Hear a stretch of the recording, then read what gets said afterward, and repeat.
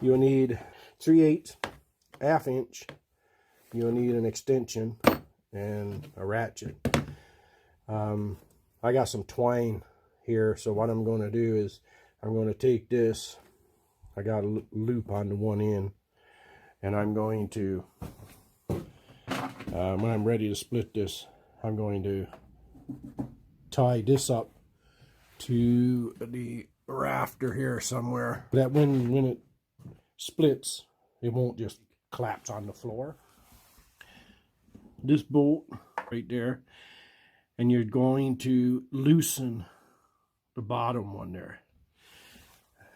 Okay, yeah, see it better. See the small one? You're just going to loosen that for now.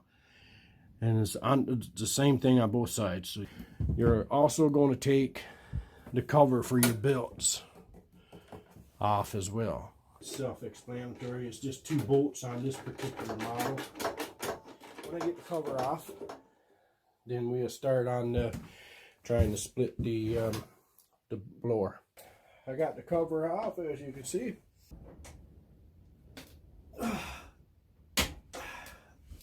boy. The bolt right here. I think that has to come out as well.